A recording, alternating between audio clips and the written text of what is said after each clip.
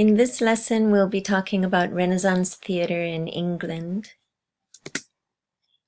Queen Elizabeth I and other members of the nobility were patrons of the arts, and in order to survive in London during the Renaissance, theatre artists depended on their financial support.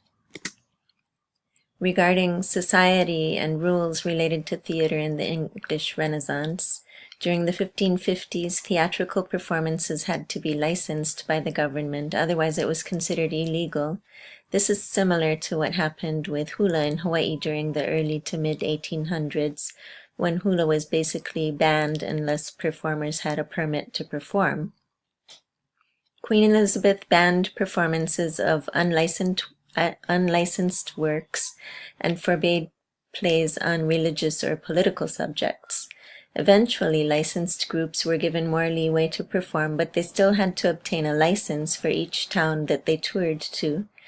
Some local governments refused licenses because of the dangers of spreading the plague, rowdiness of crowds, or not wanting to draw people away from more important things like work and church. In 1576, so after about a quarter of a century, the heavy restrictions were lifted and all theatre companies were given permission to perform.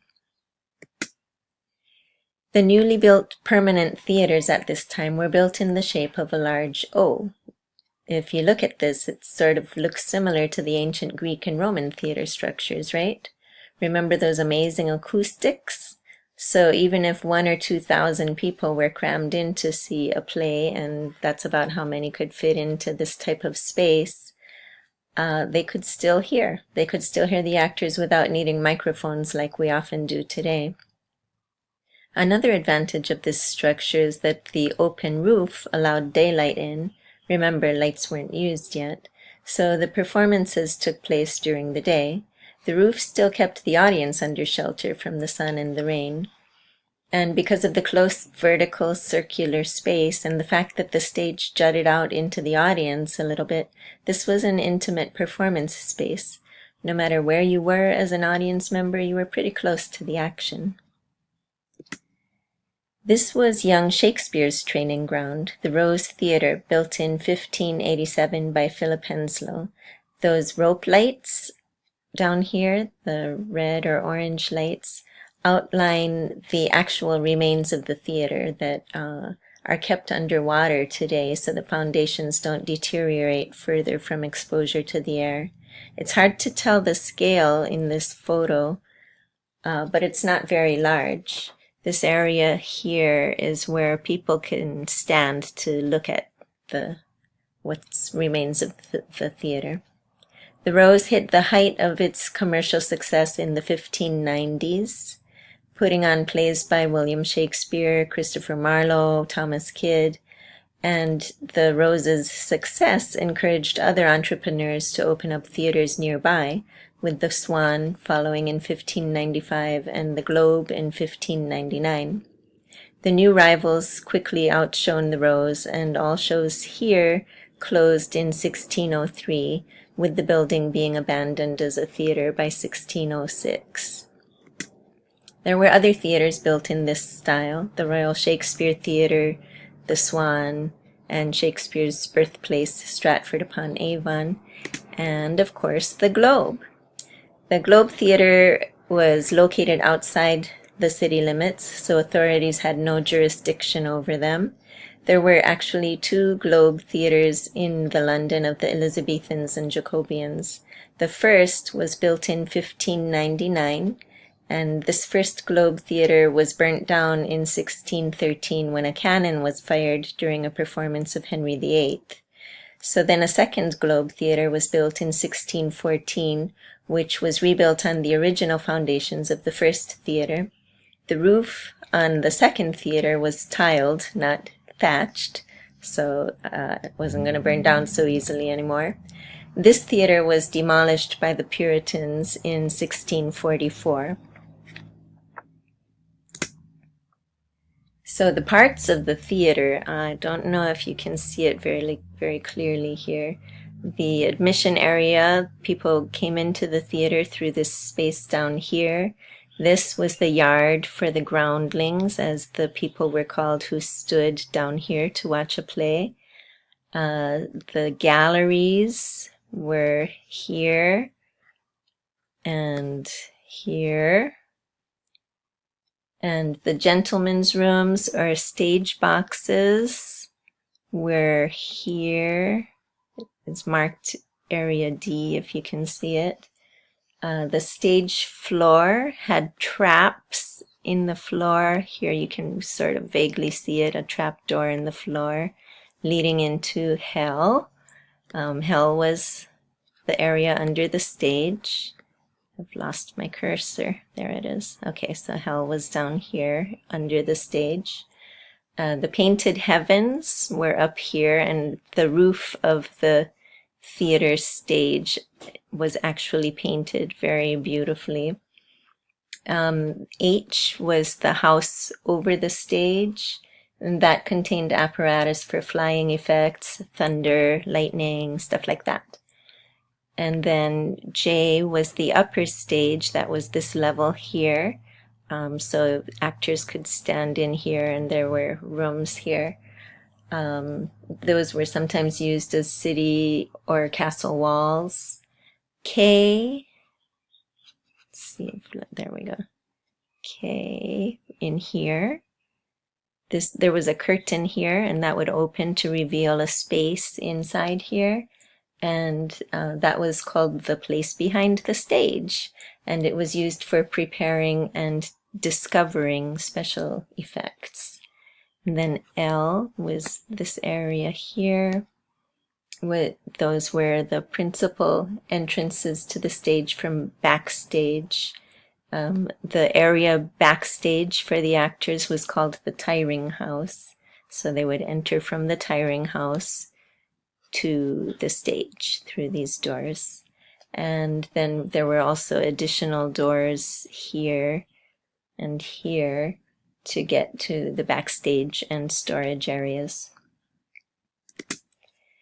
So the Globe Theatre Yard or pit was the area designed for people to stand to watch the plays being performed. This was the cheapest part of the theater. There were no seats, and the entrance price was 1 penny, basically, which was equivalent to about 10% of a day's wages. The design of the theater was similar to the amphitheaters, which showed animal sports such as bear baiting. In fact, the Bear Garden was right next door to the Globe. The yard in the Bear Garden consisted of earth which was suitable for animals. The floor of the yard in the Globe was made of cobblestones, like the floors of the inn yards. The members of the audience who stood in the pit were often referred to as groundlings, but because of hot summer days, they were also sometimes referred to as stinkards, for obvious reasons. People in the upper galleries would drop orange peels and peanut shells and other various dirty things on them, but we won't go there. So there was no TV or internet to advertise when a new show was opening, so they used posters, flyers, processions, and flags flying from the rooftop of the theater to bring audiences in. At the theater, patrons could buy wine, beer, ales, nuts, apples, cards, tobacco, and playbooks. And people of all economic status came to the theater. The cheapest admission, like I said, was in the pit, which was just a penny. The galleries were for the middle class at 2 pennies, and the more wealthy audience members could pay 3 pennies apiece to sit in a private box. Scenery was pretty simple. The playwrights used spoken decor, which meant having the actors say where they are so the audience could imagine the scenery. Some items were sometimes represented: trees or thrones or beds, tents, arbors, caves, or painted backdrops could be hung up to depict locales. Most actors wore their own clothing, no matter when the play was set, so there was no such thing as historical accuracy as far as costumes were concerned. If a play was set in ancient times, an actor might wear an outfit that was no longer at the height of fashion to depict that long ago era. They might use a special garment to represent a character of another nation or race, or an otherworldly character like a fairy or ghost. Actors during this era were shareholders in the company, so they profited if a show did well, and they didn't earn as much if it tanked. So they were pretty motivated to put on well-liked productions and to put on new productions pretty often. They earned about twice as much as skilled workers at the time. Actors doubled as business managers, prop and costume staff, and writers. And boys played women's roles, men played older women, as well as playing the men. And there were elaborate rules of conduct and fines for breaking those rules. So if you were late to rehearsal, it would cost you a shilling.